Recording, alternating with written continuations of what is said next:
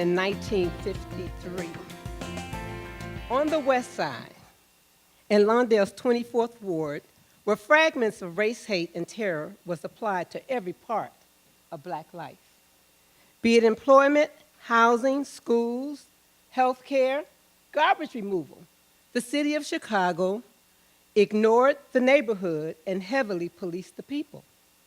However, if there is an upside to racial segregation, it fueled community interdependence that allowed black people to serve God, raise strong families, grow businesses, and make good with the resources among them. Most homes in Lawndale followed the same weekly routine, where Sunday morning church services prepared people for heaven and the work week. Friday evening spawned intergenerational gatherings that included cousins, good food, good music, and lots of stories and love.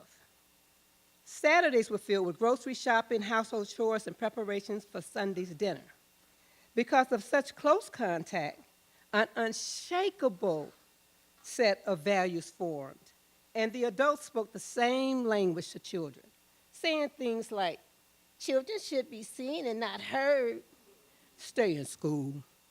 A hard head leads to a soft sit down.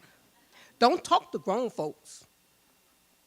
And the most notable parent anthem, "I brought you into this world, and I'll take you out," seems there was a mud deer or big mama to encourage or correct any child's behavior, but not all talking to was about the child's well-being.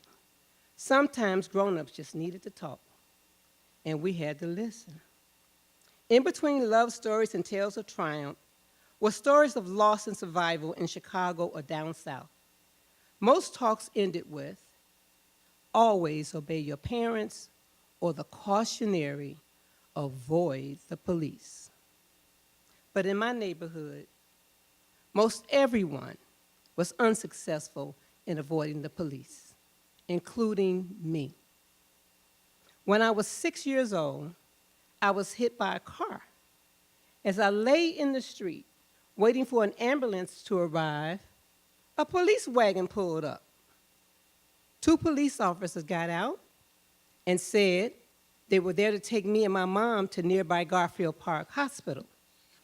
The onlooking adults gasped, cast their eyes down, walked away just disgusted. The policeman directed my mom to lift my fractured body to the floor of the police wagon. So down Lexington West to Independence, then north across the bridge, over the Eisenhower Expressway to Washington Street we went. My mom's body cradled mine as we were thrown around the floor of that police wagon. The wagon stopped, the doors opened. My mother carried me into the emergency room.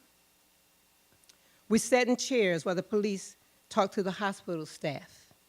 The nurses and doctors worked around us for what seemed like hours before my mom asked if someone would see me. I heard her cry as she begged them to call the police wagon so I could be taken to a hospital that would help me. Then I started crying. It was all my fault. I was disobedient again. If only I had not been running across the street to see those pretty flowers, I wouldn't have been hit by a car.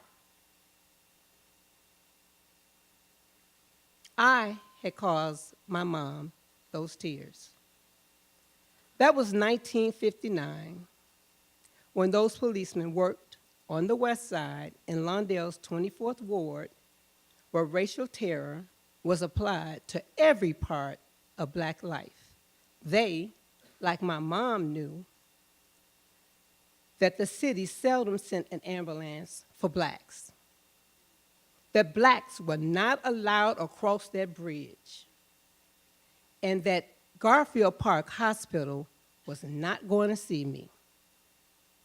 Dr. Mona Lake Jones says, being the mother of a black child just ain't no easy thing. You've got to call on Jesus and listen to the angels sing. Thank you.